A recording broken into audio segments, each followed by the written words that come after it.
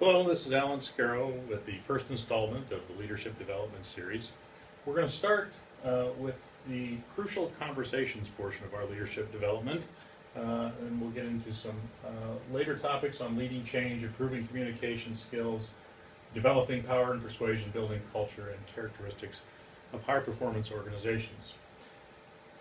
So we're going to start with crucial conversations. Well, what exactly is that? A crucial conversation is simply a conversation where the stakes are high, there's a difference of opinion, and strong emotions attached to it. Now, obviously this can happen both at work and at home. For purposes of our series here, we're really focused on developing the skills to deal with crucial conversations at work, but you can obviously take the same skills here and apply them to conversations outside of work.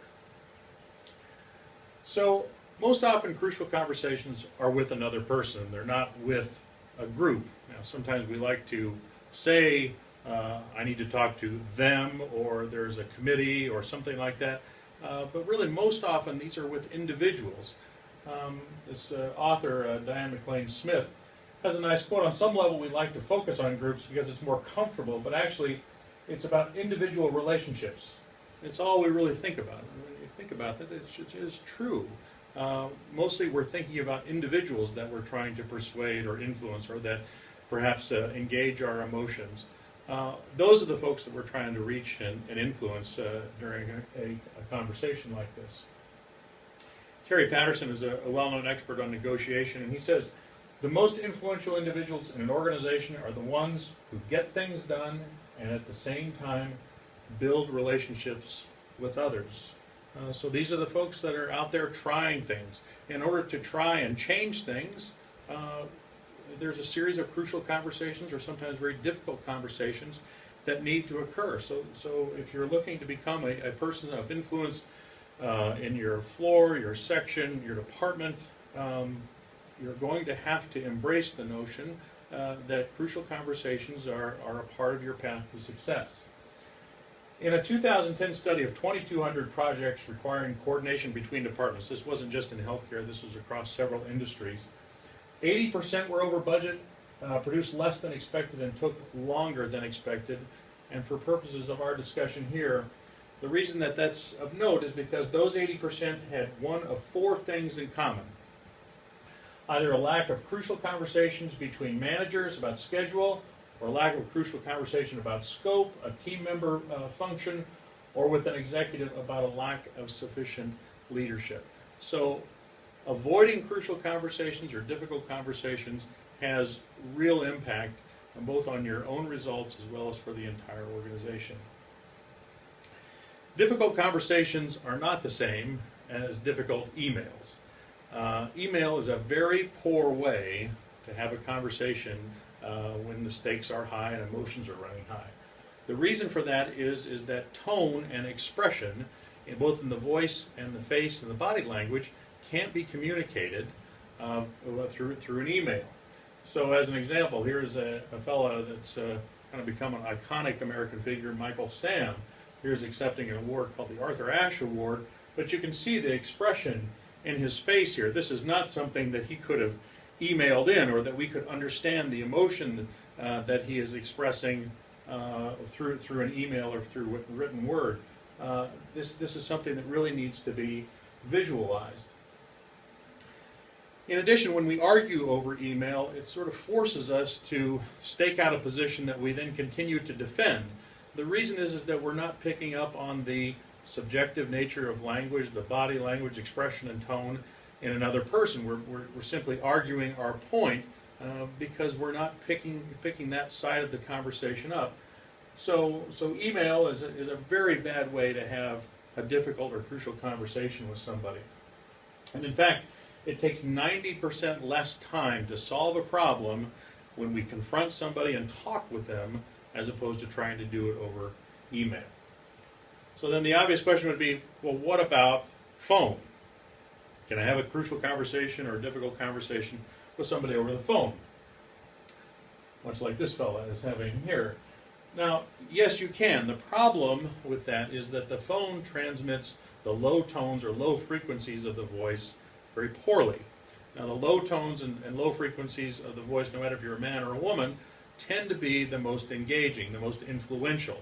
So if you're trying to influence or trying to persuade somebody, that's not going to be the best medium to do it. So in order of preference, an in-person conversation, and then video, then phone, and then email would be how to set yourself up for success when you're starting to develop a plan to have one of these difficult conversations. Now, change in an organization is really the only path to it is through a series of these sometimes very difficult conversations. So the key to change is not developing some new process, it's really holding ourselves accountable to the things that we say we are going to do. And to do that, sometimes, again, this requires going through a path through some difficult conversations. Here's a great quote by Roseanne Cash. The key to change is to let go of fear. The fear that I might be hurt, that somebody might not respect me after a difficult conversation with them. Those are the kinds of fears that hold us back, that prevent us from having the conversations that we need to. So that fear that we have, not wanting to engage for fear of what the results might be, leads to a choice. We say, well, I'd rather keep the friend than tell the truth. Or maybe I'm going to tell the truth and think I'm going to lose a friend or a colleague in the process. Well, that's not a very good choice. And so sometimes what we do is, for all you Rush fans out there, stealing a lyric from their Free Will song, if you choose not to decide, you still have made a choice. So we avoid these things. We don't want to enter into this choice of keeping the friend or telling the truth, so we say, well, I'm just not going to do anything. And that's not a very good choice either.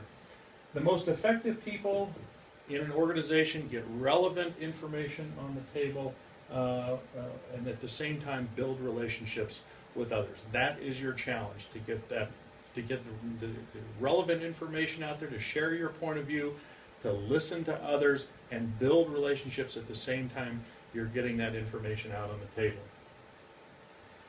Now, when you start these crucial or difficult conversations, it's good to set a stage for it. You want to have a shared mutual purpose for going through this, to share that with the person, to say, this is why we're going to go through this fairly difficult time. There's going to be a trust issue. Does the other person trust your motives here? This is something called Maslow's hierarchy. It was developed by a guy named Abraham Maslow, but it's sort of a prism through which we all have these difficult conversations. And when we first start having them, we start here at this very base level of safety. Am I safe? Is this a threat to me? Is this person attacking my credibility, my reputation? That is the prism that these things typically start with. And so we need to reassure the other party, this is a safe conversation. We're having a difficult conversation, but still one that needs to be had because we have a shared and mutual purpose to do this. We want to accomplish something in the end. A crucial conversation needs to start out with respect. Respect is like air. When it's present, nobody thinks about it, but when it's absent, it's all anybody can think about. This person that you're having this conversation with is not your enemy. They are simply have a different perspective, a different point of view. And setting it in that context is the way to have a healthy start to this conversation. Now this fits in well with our traditions here because dignity is such a cornerstone of our values here at Mercy. So as soon as disrespect enters a conversation, it's no longer about the topic, but rather about defending our dignity. We feel attacked sometimes in these conversations, and so we become defensive. And that's really not, I think, what Catherine McCauley would say that mercy is all about.